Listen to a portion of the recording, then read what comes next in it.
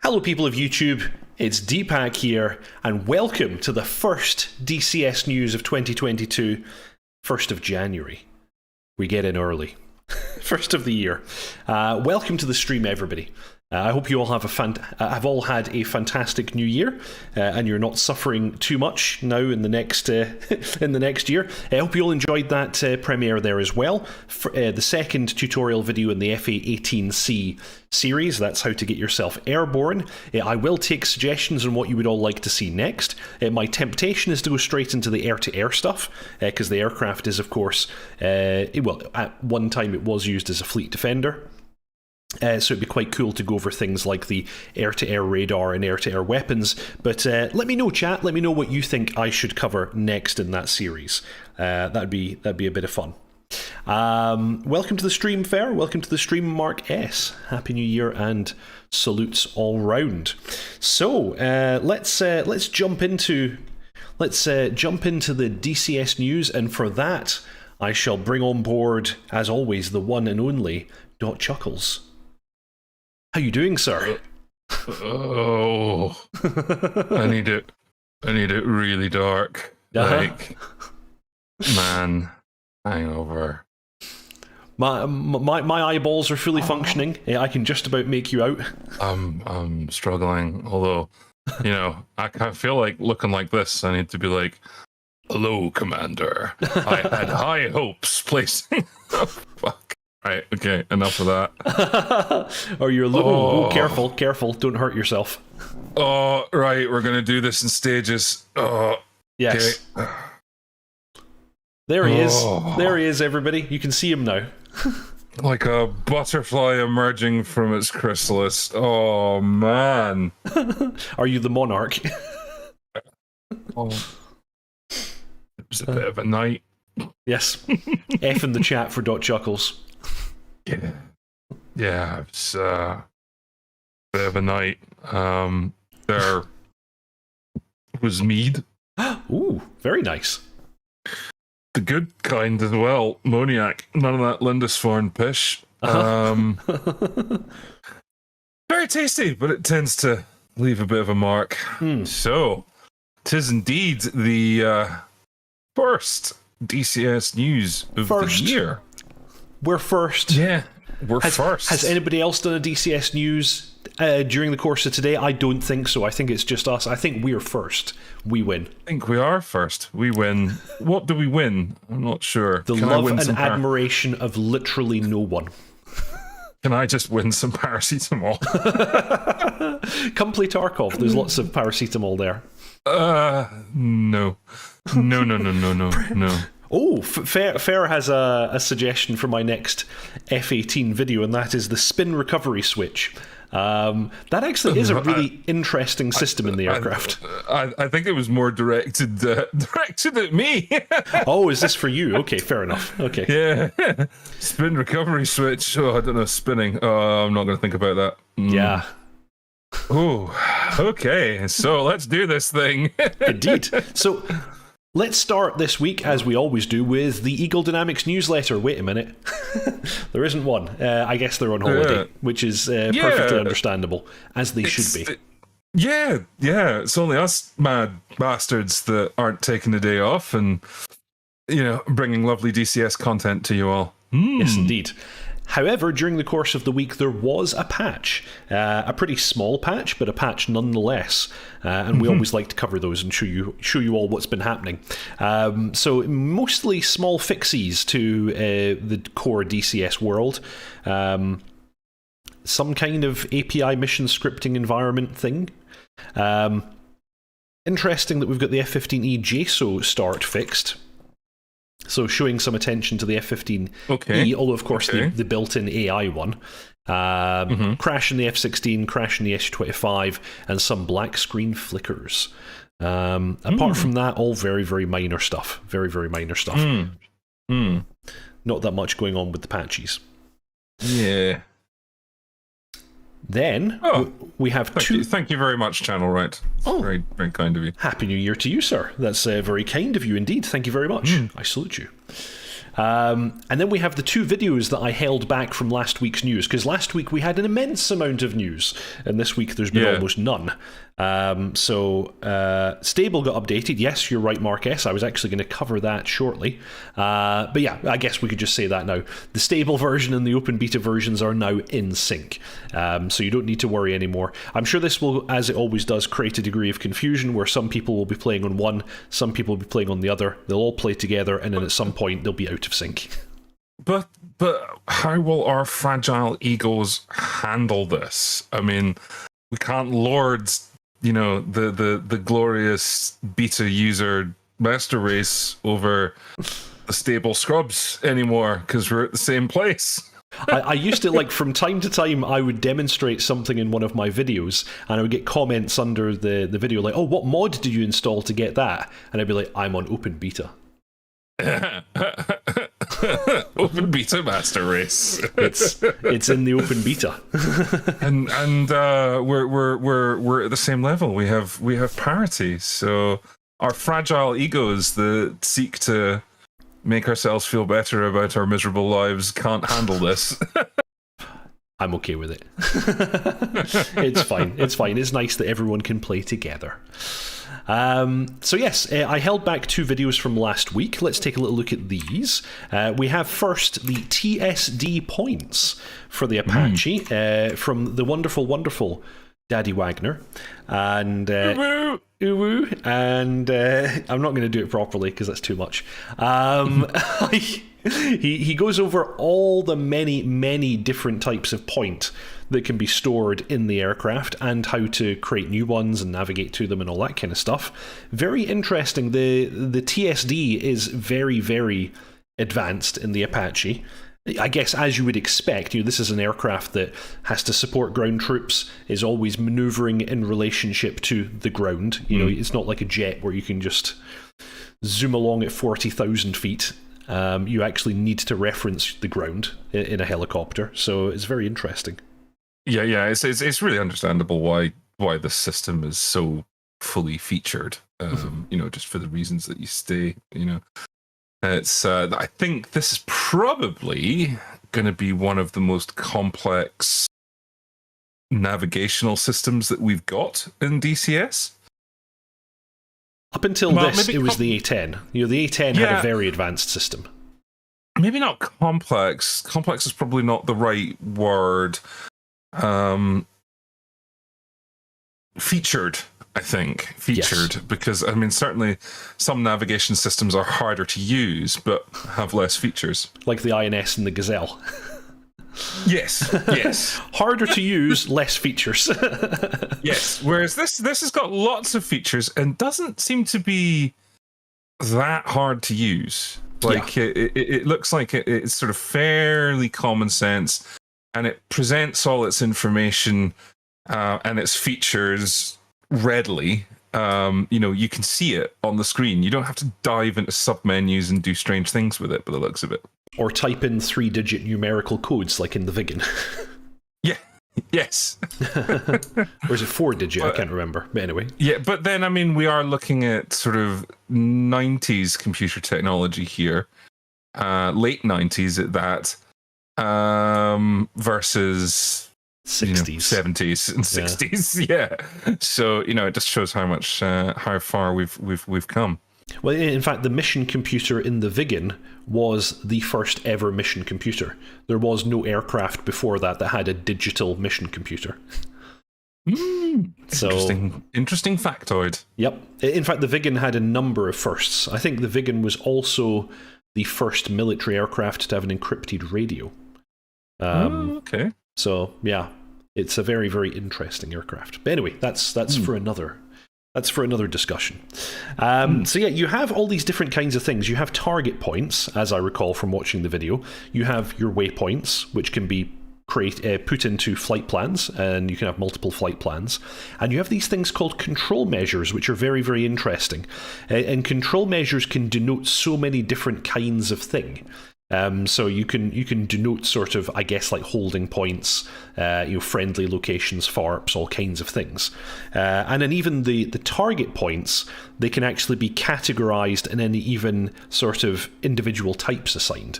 So you can actually store a lot of information in here. Like if you put a target on the map, you can say, this is a target of type armor, and then you can even type in the notes T-72. Yeah, I saw that with our little keyboard on the left. Yeah. But again, this makes complete sense. I mean, I think you kind of have to think of the Apache like a tank that just happens to fly. Yes. It is so intrinsically involved in the ground battle that these kinds of features are required because ground battles are very dynamic, very fluid, they change rapidly.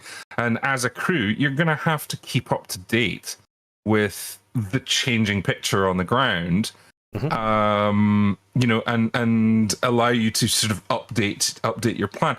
Because the Apache isn't a CAS asset. It's not a combat air support asset.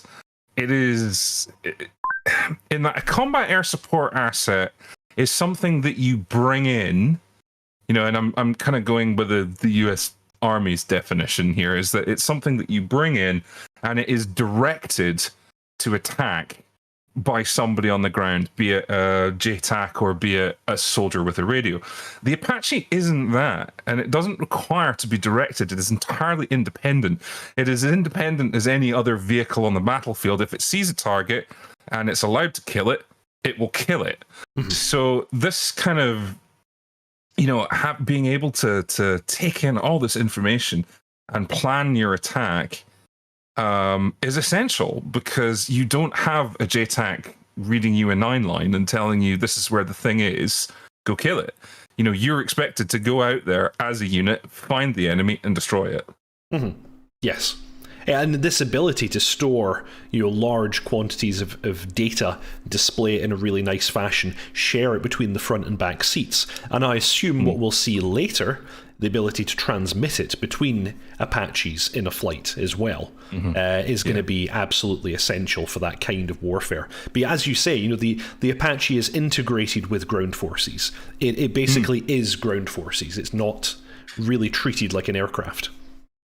I think it's going to give existing DCS players a bit of a headache, because existing DCS players were used to not being so involved in the ground conflict, and it requires a different way of thinking. And I think we're going to see a whole new excuse me. Excuse me, sorry. I'm doing well today. We're going to see a whole new breed of DCS players who have been using, the Apache mod and Arma. Oh, yes. Or are from a different kind of background, come into DCS just for this module. And I don't think everybody's going to be able, everybody that buys the Apache is going to be able to make the transition, because it's going to be, okay, I'm not saying that they won't be able to fly it. Like, they absolutely will be able to fly it, because people who play DCS are smart cookies and they can learn how to do anything. But I think it's going to be very difficult for them to learn how to fight it. It's going to require a real big change in your thinking. Oh, yes. This is a demonstration right now, by the way, of what I was describing. He's just marked this as an armoured enemy T-72. And you can see that in the top line there. Yeah, this is a very, very different beast from most of the stuff. Like, the only thing, kind of as I alluded to earlier, that comes close is the A-10. Although the A-10 is a CAS asset, it has similar functionalities to the Apache. Yeah. Like, I think in a way, the quickest way that you could probably adapt to flying the Apache is to almost think of yourself as, if you've got a 4-ship of Apaches, like, not even thinking of yourself as, a tank, but actually thinking of yourself as 4 infantrymen. You know, the idea of mutual cover, the idea of advancing in bounds, you know, finding a good place to get set and not letting your cover move until you're set. You know, that kind of tactical movement that you would do as infantrymen. I think if you kind of apply that in a sense to the Apache, you're probably going to have quite a bit of success with it, because at the end of the day, the Apache is a little bit vulnerable, and it is a fact probably a bit more vulnerable than a tank. Now, this is just my opinion here, but like a tank, you can hide it, kind of. Whereas an Apache makes a shit ton of noise and is hovering in the air, and you go, "Oh, look, there's an Apache." Sven, want to go shoot it? All right, okay. You know. Yes. Yeah. So I think you need to have that kind of, you know, feeling of vulnerability that you would get as infantry. So if you treat yourself as infantry and move like that, and make sure you've got the right cover, and make sure you're mutually supporting. Yes. I think you would do very well in the Apache. I don't really think, unless you're in a coin environment, which is probably not what DCS simulates really well, you know, just orbiting around and blazing away like you can do in an A10, you're probably not going to win. In fact, you're probably going to have a really bad time. I mean, yes, counterinsurgency, yeah, you can probably do that. But I mean, the second you bring any SHORAD, yeah. I was going to raise this point, actually, yeah, because, well, the thing that you tend to see in Hollywood movies is people shooting down helicopters with RPGs. And of course, the reality is that almost never happens. Like, outside of, you know, Black Hawk Down, that's just a thing that does not happen. That's like a 1 in 1,000 shot to hit the tail rotor of a helicopter. But a SHORAD, if there's SHORAD, you basically can't operate as something like an Apache, because it's going to get you. Yeah. I'm just hitting replay on the video right now because we're still discussing this just now. Yeah, so I think bringing the sort of the mindset of infantry to how you move and fight, that's going to be the way you're going to be successful. Yeah. And yeah, if you happen to have air superiority and you happen to know that there's no SHORAD, then yeah, take an 8 and blaze away and have lots of fun. But, you know, in a near peer environment, like, fly tactically, think before you move. Yes. You will have much more success. Again, I think some DCS players will struggle with that. But again, pretty much as you say, treat yourself like infantry. So hide and defilade. You know, hide behind hills. Use the terrain. Yeah. And of course, later we're getting some of the very advanced Hellfires, which we can perhaps even launch from behind cover, which would be rather nice. Yeah, I mean, sort of moving forward with the Apache, it's very slow, it's very dull, and it's very painstaking, you know, in order to operate the Apache in a near-peer environment and not just get blasted out of the air. But if you can do that, you know, if you are of the type of person that likes sort of sneaky, stealthy, move into the right place and then unleash hell, oh man, you're going to have a good time with this. Metal Gear players. Yeah. Apache. Metal Gear. Anyway, so yes, maybe. And this was not the only video we got. So let's jump on to the next one. We also got one all about TSD navigation. Now, this one was all about. This one was actually all about making flight plans, basically, and how flight plans operate, and how to choose which waypoint you're currently following. One thing I liked, though, if you look at the right-hand side here, I don't know, I think this is the data modem screen. Sorry, good comment from chat. Seat cover. Fly into trees immediately. Entirely possible. Yeah. So yeah, I like this data modem screen that's on the right. Actually, I think it's the general comms page. I love that your IP address and IP mask are displayed. I think that's a lovely little detail there. Yeah, I didn't know they were using. Well, actually, I just realised that the stream can't see that because of our heads. But trust me, on the right multifunction display right now, there's a IP address displayed, and I think that's wonderful that it uses IPv4 to send data across the link. So yeah, this one was talking about the different flight plans. So yeah, you've got flight plans denoted by letters. So Alpha flight plan, which is the current one here. Bravo. I don't know where Charlie went. I guess he deleted it. Delta, etc. So yeah, it's an interesting little video. Oh, I think I accidentally paused it. I was wondering, like, why is he not coming off of this screen? He shows us a bit about making these flight plans, deleting them, creating them, reordering them, and so on, which is kind of cool.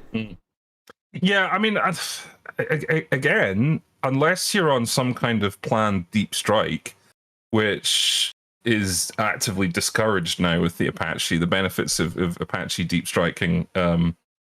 Yes, they had great success in the Gulf War with it, but since then it's not gone so well.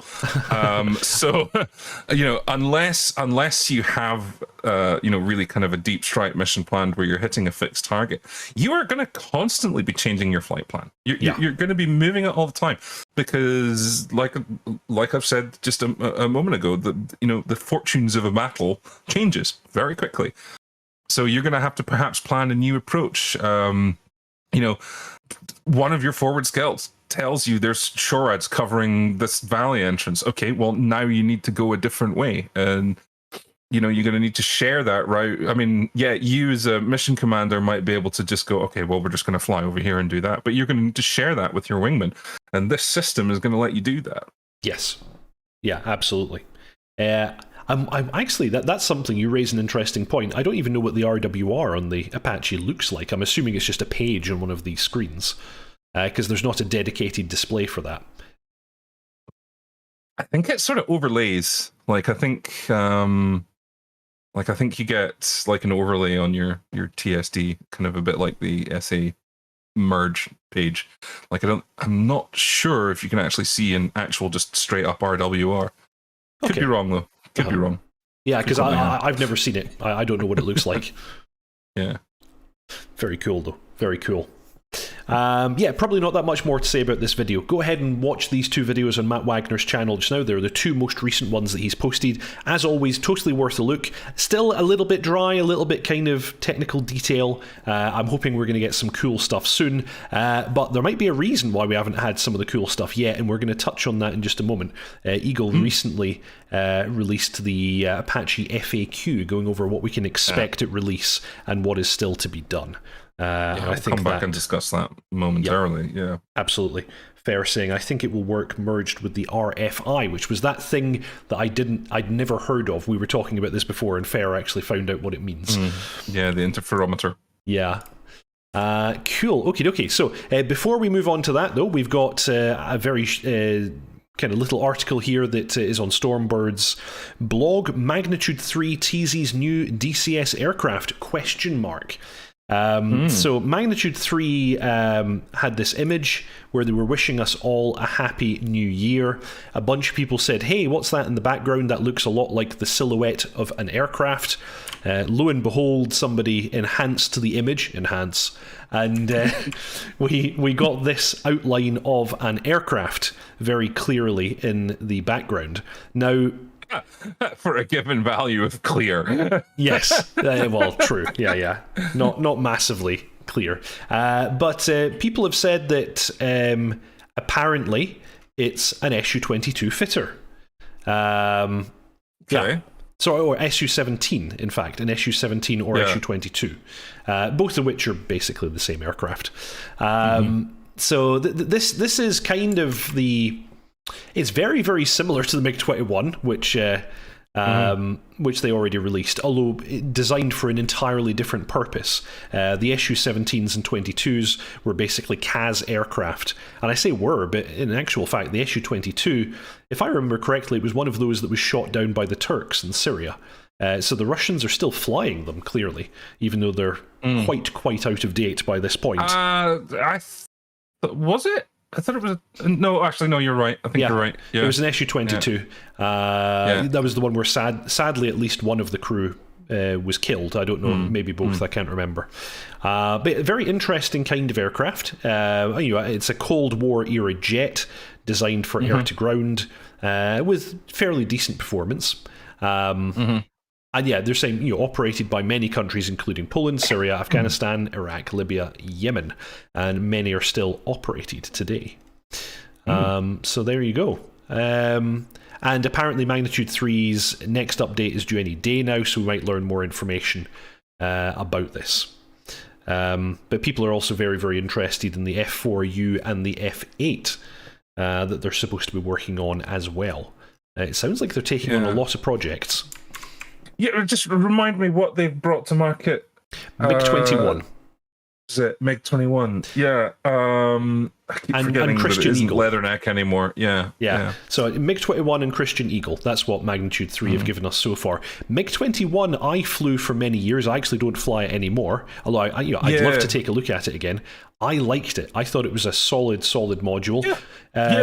Of course, it was originally released mostly by the team who then became Heat Blur. Magnitude 3 was a kind of split between Heat Blur and, well, Magnitude 3, or Leatherneck as they were at the time. But I still like what Magnitude 3 have been doing with the MiG-21. They've continued to support it. They've continued to update the cockpit and keep it looking spanking new. So we're not suggesting the Heat Blur is Arnold Schwarzenegger and Magnitude 3 is Danny DeVito.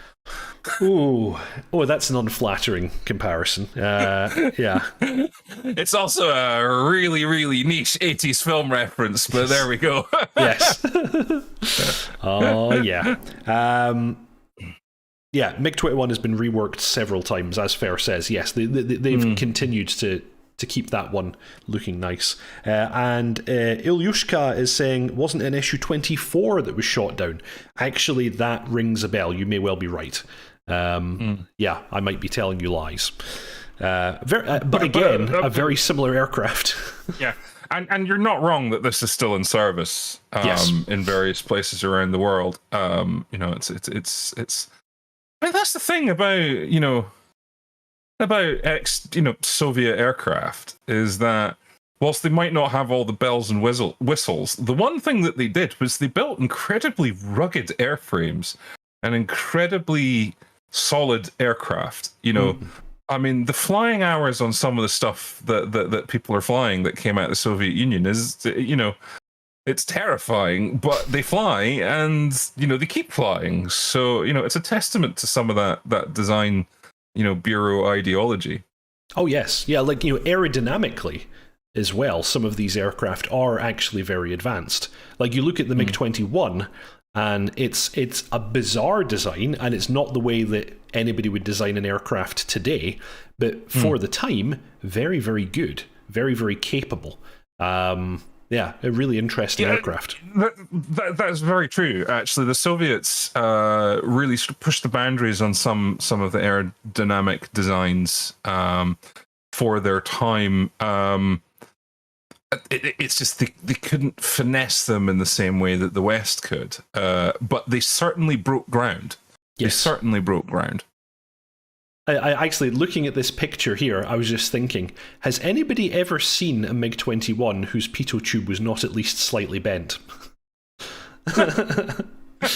Somewhere there's a video of a mechanic doing chin-ups on a Mirage pitot tube. Oof. And then it just going... Yeah, that's not good. I love that Magnitude 3's MiG-21 actually has that model, that it has a kink in it, because I don't think they look like that out the factory. I think that's just the result of age, that they end up with a bend in them. So, yeah. Ilyushka saying, if it was a silhouette of an Su-24, I would have spilled my coffee and run for my wallet. Yes. Ernov is saying Syrian Su-22 shot down in 2017. Yeah, I'm actually thinking of the Russian aircraft that was shot down by Turkish. I think it was shot down by a Turkish F16. And I think it was an AMRAAM shot, in fact, which is rather nasty. Yeah, I've seen.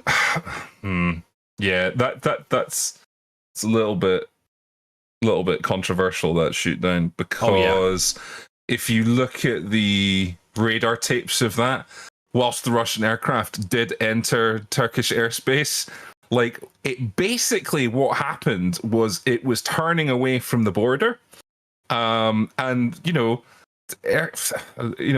these things don't turn on a dime. No. And their cross, basically, there was this little sort of It was an outcropping. that stuck out, Yeah. like an outcrop of land, and it just crossed through it. Yeah. Yeah. It was so it's a bit, but I mean, tensions were running really high at the time, and well, the thing is that the Turks had repeatedly warned the Russians, because the Russians were getting close and sometimes crossing the border, and they were like, "Look, we're not having this anymore."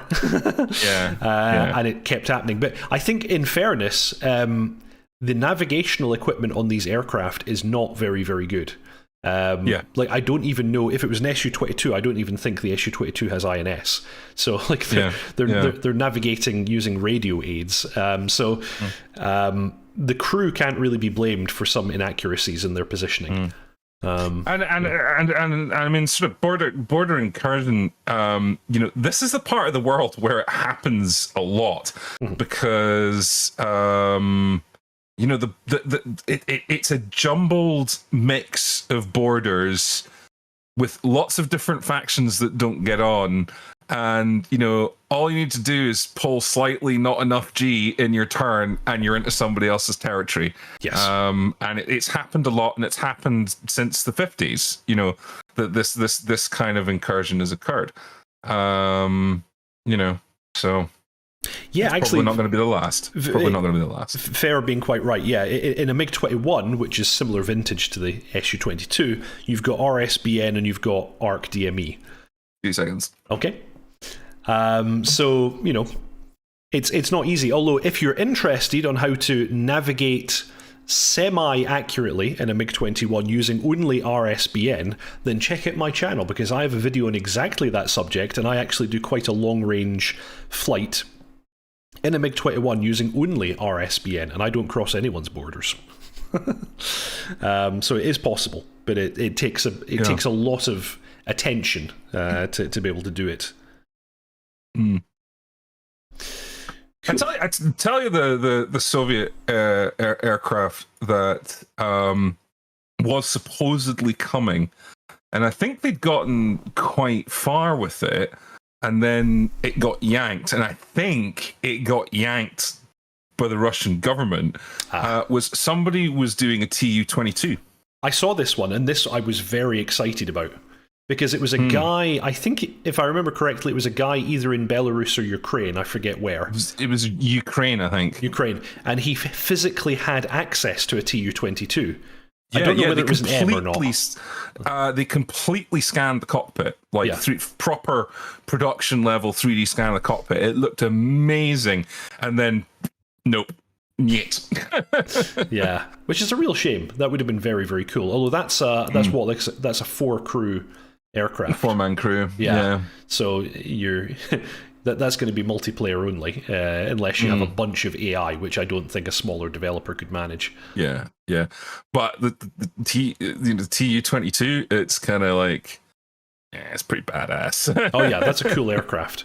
Yeah. That's the aircraft that would have probably walloped the UK if the balloon had ever gone up. So it would come charging in over the North Sea. Oh yeah. Yes, indeed.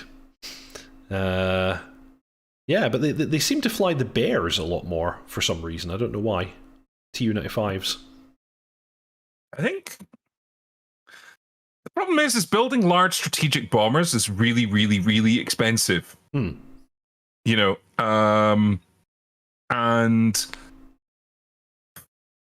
the only probably truly strategic bomber that's been built in recent years would be the B-2 Spirit. And we all know how expensive that program was. Yes. And I think, strategic bombers, probably doctrinally, they're a little bit redundant now. Well, you've now got cruise missiles and so on. Yeah, in the era of cruise missiles and, now emerging hypersonic glide weapons and ICBMs, yeah, probably I think developing a new strategic bomber would be a bit weird. Like, why would you need to? So it's probably, but the thing is that there is a requirement for a strategic bomber. It is required, as part of the nuclear triad. It is required for other operational reasons. So it's probably cheaper to just keep old strategic bombers flying, which is why, you know, the B-52 will probably never go out of service. You know, I read an interview, a really interesting interview with a guy who was flying on a B-52 that not only his father had flown, his grandfather had flown it. Wow. Okay. That's pretty cool. You know, yeah. So I think that's why we're seeing these kind of, you know, aircraft that go effectively back to the 50s still flying, you know, because there's probably just no point developing new ones. No, not particularly. Channel Right asks a very interesting question. Are Ed planning to simulate ordnance such as small diameter bombs and the AGM-158 JASM? Well, the small diameter bomb is confirmed for the F-16. Eagle are bringing it for that aircraft. The JASM, the JASM I've actually never heard of. What is the JASM? I have heard of it, and it escapes me. It's the Joint Air-to-Surface Standoff Missile. Okay. Wait, it's a cruise missile, basically. Don't we already have this on the F-18? No, I'm thinking the JSO. No, it looks like a JSO with an engine. Yeah, it's basically kind of what it is. Yeah. Okay. Well, let's have a look. What platforms carry it? B1, B2, B-52, F-15E, F-16, F-18. So, well, I was going to say, so by rights we should have it, but which block of the F-18 carries it? Because our classic F-18 may not have carried the JASM. Actually, it specifically notes the Super Hornet. Right, okay, so we're not going to see it for the... Yeah, definitely not going to see it for the F-18. I'm surprised it's not in as an AI asset for the, you know, for the AI versions of those aircraft that we have. But I would think with the F-15E coming, we might see that. So I would imagine, yeah. Wag said the small diameter bomb isn't coming because it was for an earlier version of the Viper. Okay. Well, I'm referring to the earlier roadmap for the F-16. So if that has been superseded and he said it's now not coming, then I guess that's the most accurate information on that one. I didn't realize that he ever said that it wasn't coming now. That's unfortunate, because the small diameter bomb is a very interesting kind of bunker busting weapon. You know, rather than having the concept of like a penetrator bomb, just the concept of having a very small diameter bomb, which of course exerts a lot of pressure as it comes down, giving you the penetration effect. It's kind of cool. But JASM, I've never heard Eagle speak about the JASM. And in fact, until today, I'd never heard of it. So there you go. Yeah. What was I going to say? Actually, that was it. Yeah, that was it. The Tech Gaming 45 remake the Avro Vulcan with modern materials and tech. I'd love that. I'd love that. I'd absolutely love that. And somebody said preserve the engine sound. Yes, absolutely. But again, as much as I would absolutely love it, the role that the Vulcan performed largely been superseded by other aircraft that do it better, and submarines. And this is it: is that, you know, submarine launched cruise missiles basically is what effectively ended up replacing the Vulcan. Yes. As much as I would love to see a modern Vulcan, that would be cool. But yeah, I mean, the design is pretty old, and it has its problems. You know, it's... Yeah. I mean, I'm reluctant. You know, I'm reluctant to speak ill of it because it's such a beautiful plane, and you know, it's such a important part of certainly British aviation history. But when you put it into context and actually look at it in reality, it did okay. I mean, Black Buck largely only happened because of the Victor, Victor tanker. Yeah. It's like, well, you say modernize the design, but then you wouldn't have a Vulcan. Because you would never build it like that. This giant flying wing is not the way you would do it today. This the huge delta wing in a low level environment with wing root engines. Yeah, you wouldn't do it. No, you wouldn't do it. I don't think so. Fair made an interesting point. He was wondering if perhaps it was a JASM that was on the center pylon of the Strike Eagle that we saw in the 2022 and beyond. And I was wondering what that thing was, because it didn't look very familiar, and it does kind of look like a JASM. Yeah, because it had that kind of rectangular front. Yes. Yeah. That's a really good point. I wonder if that was Razbam being a little bit sneaky. Yeah. Yeah. Go and dig that. Have you got that picture to hand? Like, can you dig that out? Let me see what I can do, sir. Let's have a look. Right, I've got... Because I even know roughly where it was in the video. Yeah. Oh. I was accidentally playing the audio. I'm not supposed to do that. Copyright strike. Because I'm looking at pictures where I think it might have been. Hard to say. Let's see. Right. So the thing that sort of I'm looking at that really kind of defines the look of the 158 is it has its nose comes to a very pinched, almost duckbill. Like Correct. It looks a little bit like the front of the F5 that we have in DCS with that duckbill nose. So if it's that, then that would be really interesting. If I'm like desperately swiping the video now to try and find it. Just go through methodically. If you swipe quickly, you never find it because you hit either side. Yeah, indeed. Aronov said he thought it was the E-Lint pod.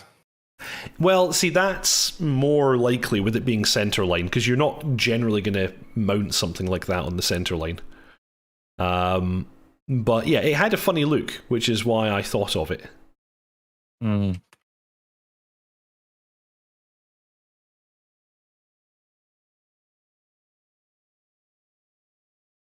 I'm never going to find this. I'll have to actually just like watch the whole video before it crops up.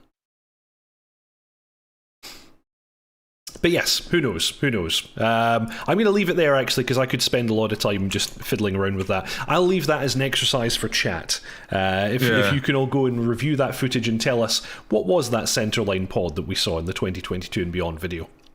In any case, moving on, let's take a look at the Apache status report, because this is actually rather exciting stuff for us to go over, I think.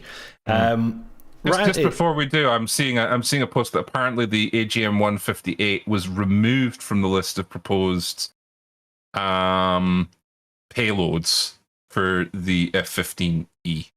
Okay. By Razbam. So, but that's quite an old post, so who knows? Also, the thing is, it's not Razbam who developed the weapons. Eagle now do all the weapons in-house. So it'll be for them to decide, really, what is going to be represented. Okay, so here's a status report that Eagle Dynamics posted up just yesterday about what we can expect from the release of the Apache. Now, they use some slightly confusing terminology, and I'm going to give you my take on what this actually means. They talk about EA ready. Now, I think this means what do they have ready now, before the early access. They then have what they class as to do before EA release. I think they're saying, like, in the next 3-4 weeks, they're going to do this stuff. That's how I read it. Yeah. So I think this stuff will still. I think this stuff will still be there for the EA release, and then they've got to do after EA areas. So Let's go through this bit by bit so that we have an understanding of what we're getting when the time comes. So EA ready. So as I said, I assume this is what they've already done. The Sorry, just before we go, we've had somebody who has posted the picture into our Discord. What beautiful human being did that? It's not. It was Fair FM. It's not the. That is definitely not the JASM. Very well. So very well. There we go. Excellent. Let me bring you back. Yeah. Coming back to Apache. Sorry. No problem. The non-ESCAS flight model. Now, the way I read that is that it's the version of the flight model without the automatic adjustment of the stabulator, I think, as you accelerate. So you're missing out on some stability augmentation, I think, there.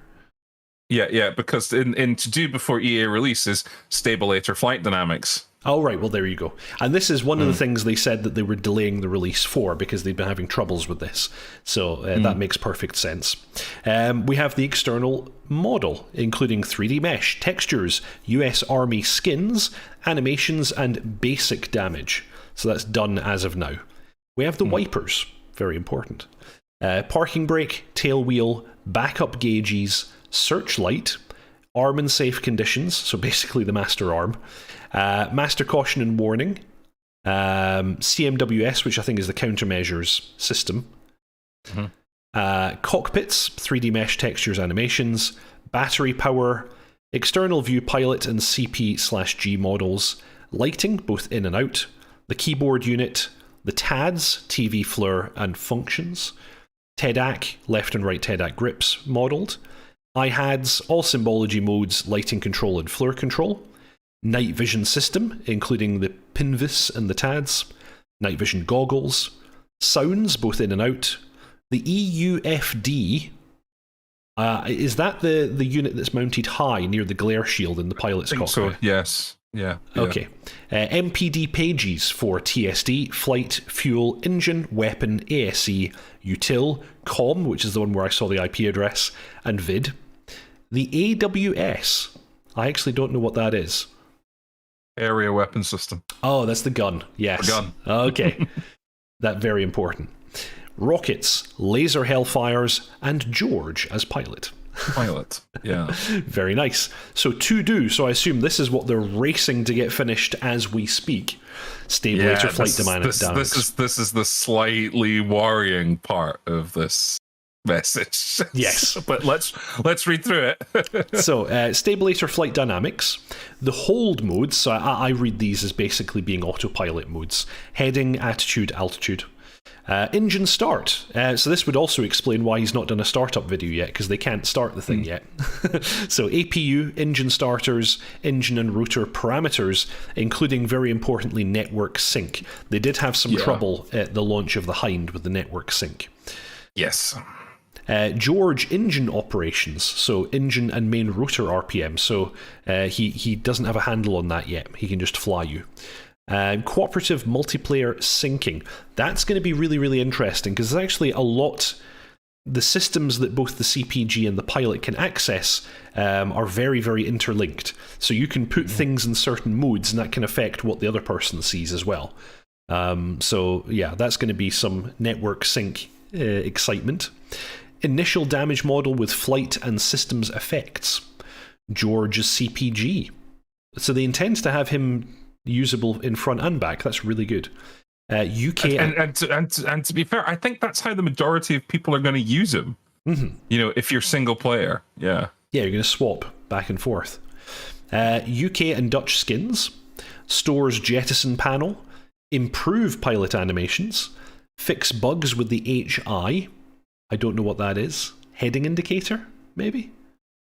Don't know why there'd be bugs with the heading indicator, but anyway, UI assets, wallpaper, module icon, and loading screen. So, just the nice graphical touches. Yeah.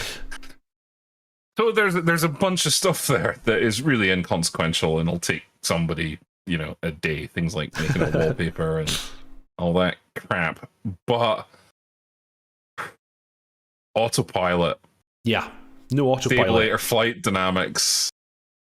AI These are big things. These are not something like, unless they're just at the end and they're just wrapping these elements up.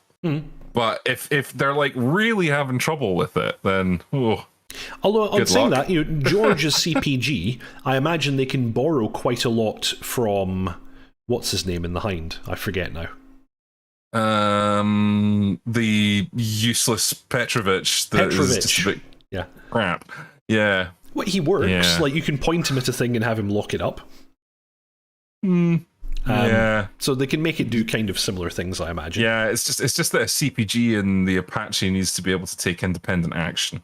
Yes. You know. Yeah. So these are the things that they're still working on. And as you say, some of these things seem pretty minor. Like, I'm sure they can get this done in time. But yeah, autopilot and stabilator and the AI, they're a little bit more complex. But then it depends where they are in the development cycle. Exactly. That's the thing. Yeah. Yeah. But then what comes later, dotChuckles? What comes later? Well, this is also the slightly controversial part, isn't it? So, yeah. So we're later going to get the fire control radar. Originally, we were promised that we'd get the radar for EA, but they had already told us that wasn't going to happen. And the radar frequency interferometer. Well done. Wait, thank you. I tried. The radar-guided Hellfires, these, of course, are the most exciting ones. The Interflight Data Link System. That's going to be very, very interesting. Yeah, the IDM. The TADS multi-target tracker. That's interesting, and I have no idea how that works. And that's actually a functionality that some of the Lightning targeting pods also have, and we've never seen this simulated as yet. LST, which I guess is the laser spot track. So we won't actually have the ability to buddy laze at launch. That's interesting. Yeah. Laser warning system, new router animation effect, radar jammer. I didn't know it had a radar jammer. Neither did I. That's very interesting. Anti-ice system, that's good to have modelled. Advanced damage modelling. Additional liveries and livery template. Full English breakfast. No, sorry, full English manual. Campaign by Eagle Dynamics. Auto rudder and pilot models from player view. From player view, yeah. Okay, so it is a bit... Yeah, not having the fire control radar at launch, it's like, well, then, you know, that's its biggest sensor. You know, it just seems like, yeah, okay. Anyway, so it looks like, reading the list of stuff that we're not going to get, effectively what we get at launch is like an A model. No, it's more like the B+. Okay. That never happened. It's like the B+ or maybe the C model. And again, these were two models of the Apache that never really happened. So the Apaches that don't have the Death Donut fitted, it was supposed to be the AH-64C.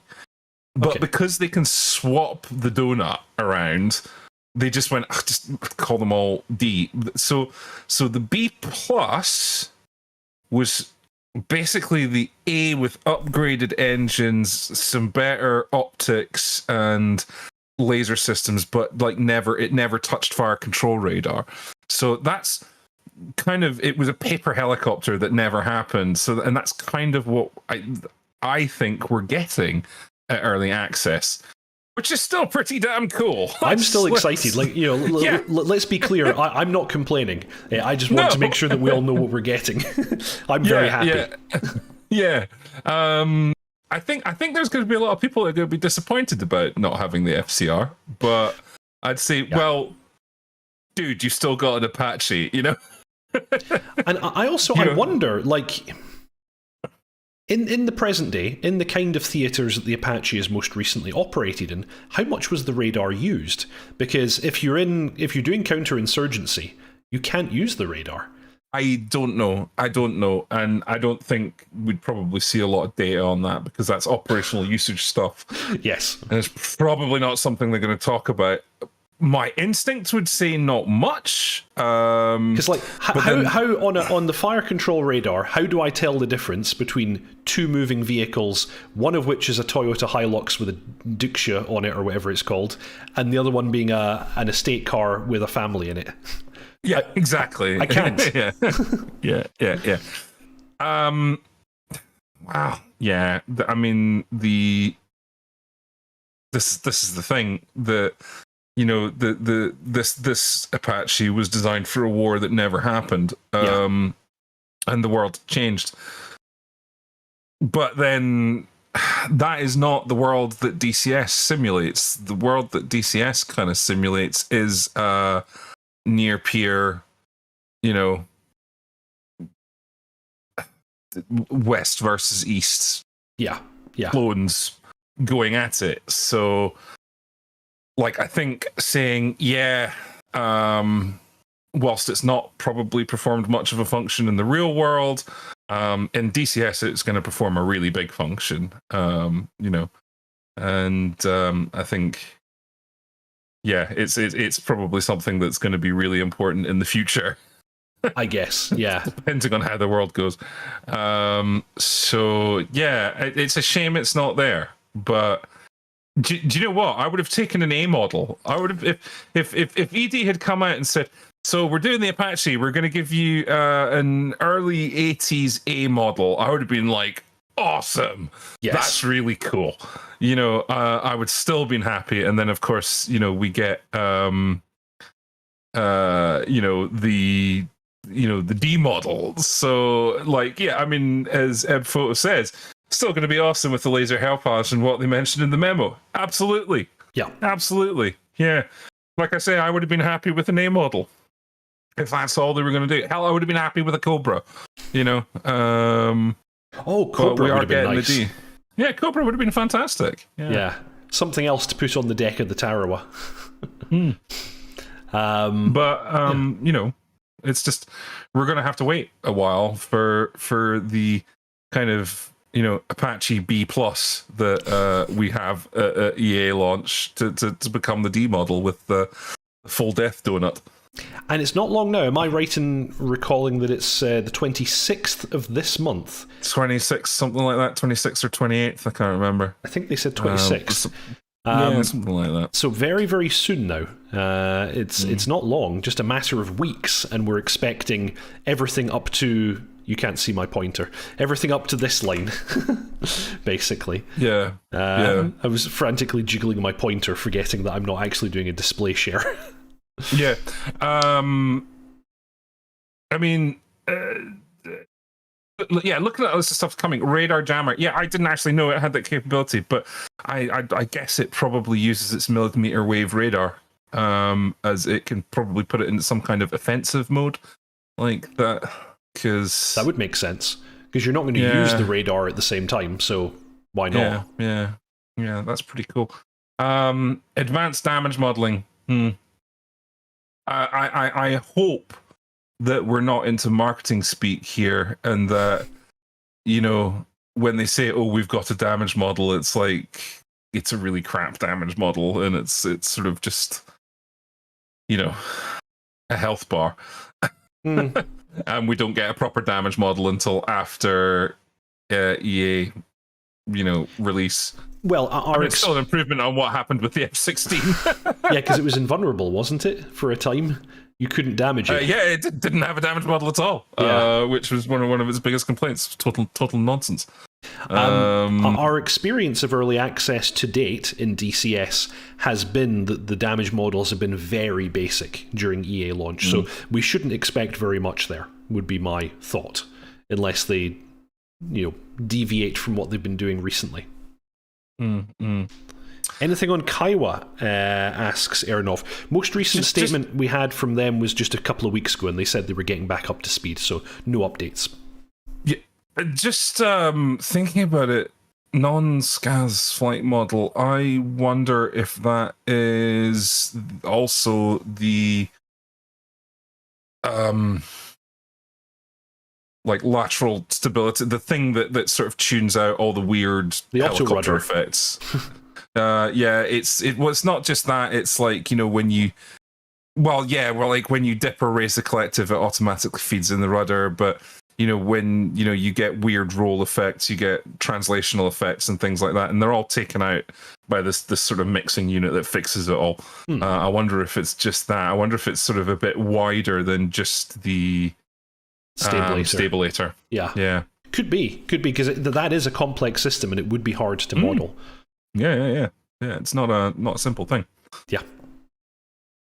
But then actually, we're getting it for EA anyway, so that's fine.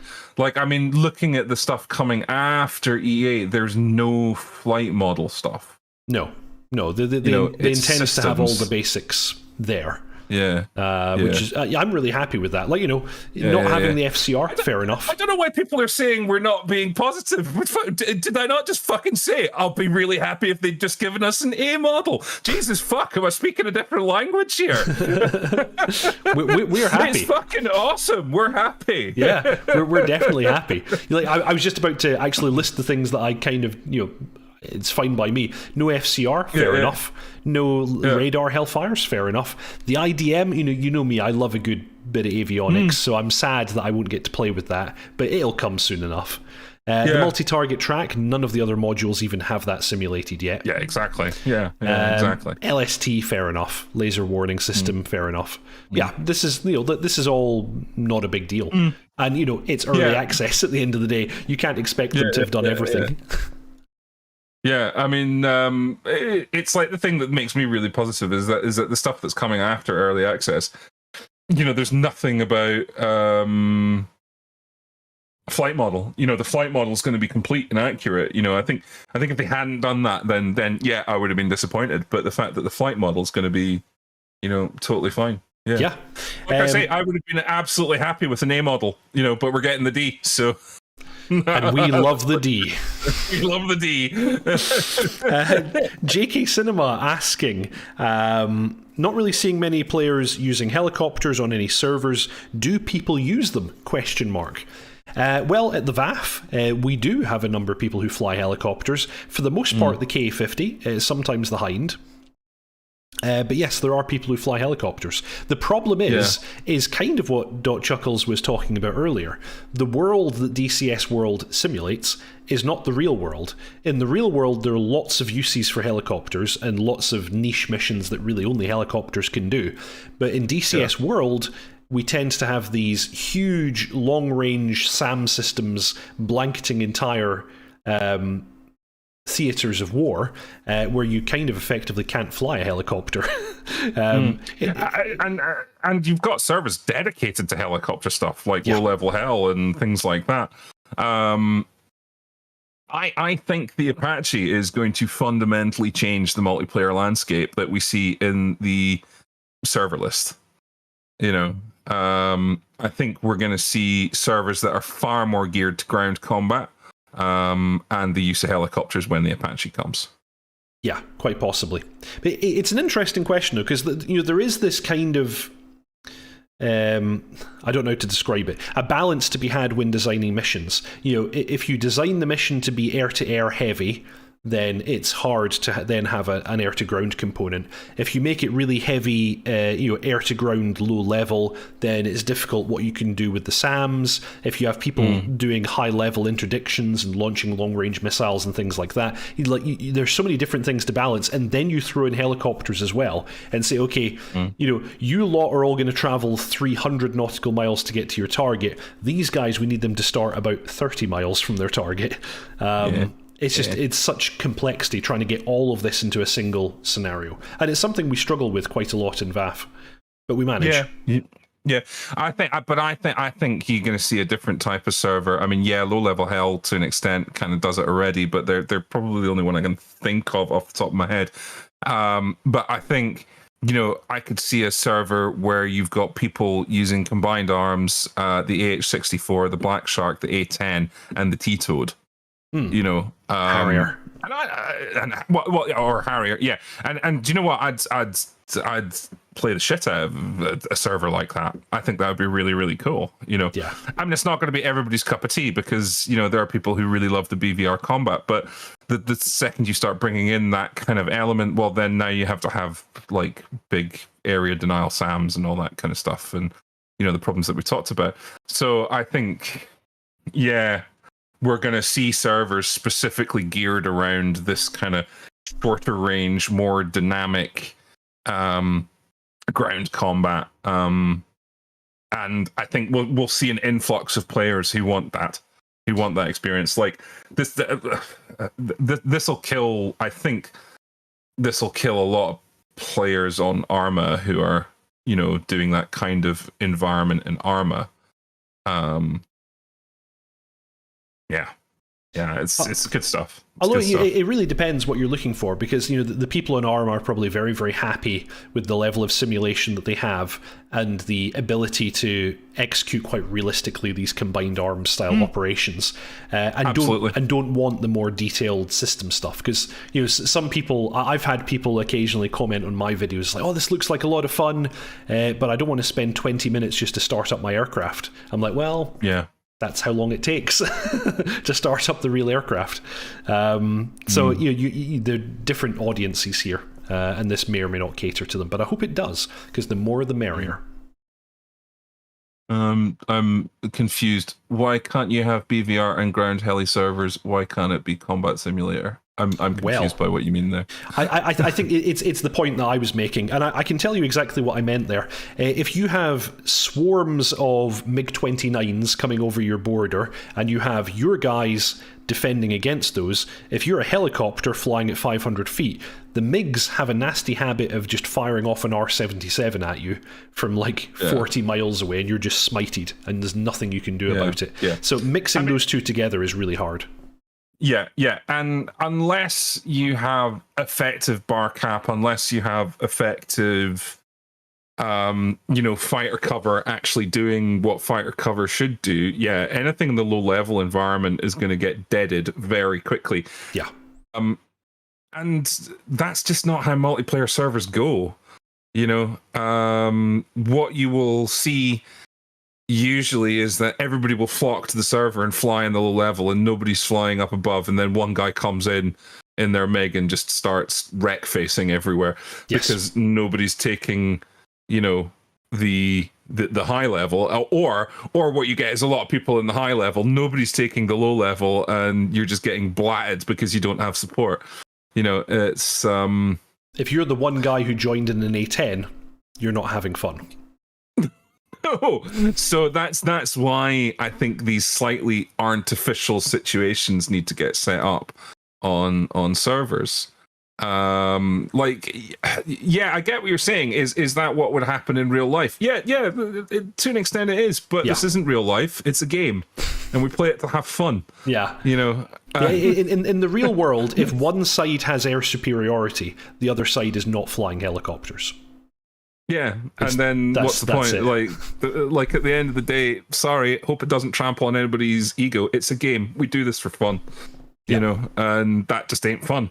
So sometimes we have to create artificial situations in order for people to enjoy what they're doing.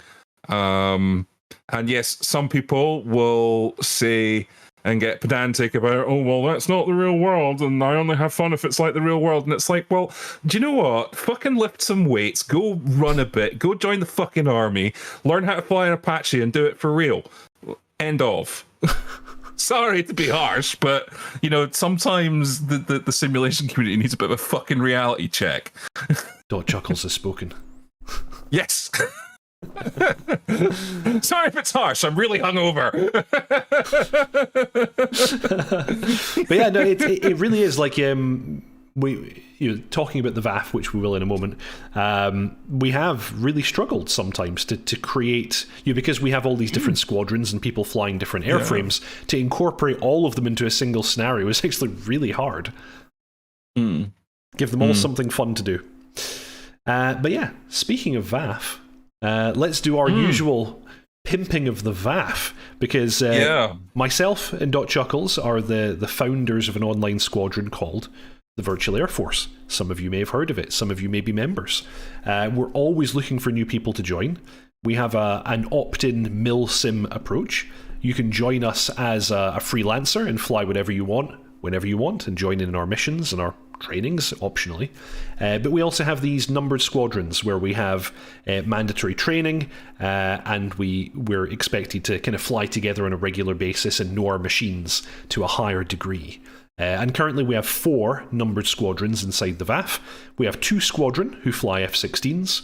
We have 3 squadron who fly Harriers. We have 2-5 squadron who fly A-10s. And we have 142 squadron who fly F-14s. We also have some people who fly helicopters. There's some people flying Hornets. So there's space for everybody. And we're probably, possibly, even going to form a numbered Hornet squadron very soon. Mm-hmm. Yeah, that's coming soon. Of course, the Apache will get an Army Air Corps regiment, so we're looking forward to that. Oh, yeah. But yeah, we've seen a big growth this year, and we have some very nice people who would all like to meet you. Yes. Yes, very much so. And also, if you want to just hang out in the Discord server, you're welcome to do that. You don't have to fly if you join the Discord server, as long as you're friendly and contribute to our community, then you're very, very welcome. Indeed. JK Cinema. Well, you should turn that wanna into gonna. Yeah. Click the link. It's very easy. Click the link. Yes, indeed. Click the link. Yeah. Yeah. Cool. We have quite a few people who sort of, they still take part in the VAF. They don't necessarily fly, but they're valuable members of the community because they add and they talk and we have discussions, and yeah, it's just a nice place of like-minded people. So come along. Indeed, absolutely. We're normally doing training flights every Tuesday about 8 p.m. UK time, and we're doing mission nights every Thursday at the same time, 8 p.m. UK time, and lots of ad hoc flying in between. So please come along and say hi. So that is all the news that we had for this week. I'm once again surprised. I looked at my show notes and was like, there's nothing that's happened this week. There's not much to talk about. And yet, here we are. We always have a lot to talk about. Yes, yeah, we always manage to get at least an hour out. Even when you're feeling like death. Jesus, man, you have no idea. Like, it's like there's a small elf with an ice pick in my skull right now. Yeah, Jesus, New Year in Scotland. Photo, is it only for people in Europe? Well, we don't discriminate, so everyone is welcome. The reality is, of course, that we're all based in Europe, and so the times when we're going to be flying will be sensible times for us. We're normally flying, evening. In the evening, kind of UK and Central European times. So I don't know where you're based. Of course, if you're based on the other side of the planet, then you probably won't find it easy to join us. But as long as you can fly at the same times that we do, then you are extremely welcome. Absolutely welcome. Yeah, no, we don't care where you come from. You are all welcome. It does not matter. Indeed. We hate everyone equally. No, not at all. I'm joking. I'm joking. In with a bullet. Yushka, seen the Mirage F1 video? We talked about that. Was it last week? And yes, it looks cool. It looks very, very cool. I'm very happy to see that aircraft come to DCS. I have a family connection with that aircraft, so I'm itching to get my hands on it. It's it's good stuff. It's good stuff. So, as I was saying, that's the end of our very first 2022 DCS news stream. He's been dotChuckles, as always. No, that's what someone else says. He's been dotChuckles. I've been Deepak. I do a new tutorial premiere. That was good, wasn't it? As always. I'm currently doing a series on the FA-18C Hornet. There'll be another tutorial next week. I'm probably going to start cracking out the air-to-air radar and showing you guys how that works. And it's always followed on a Saturday by the DCS news, which just happens to be this thing, what you are watching now. Yes. I hope that you've all enjoyed it. It's always an absolute pleasure to have you all aboard. If you haven't already, please subscribe, like, and comment, and we'll see you all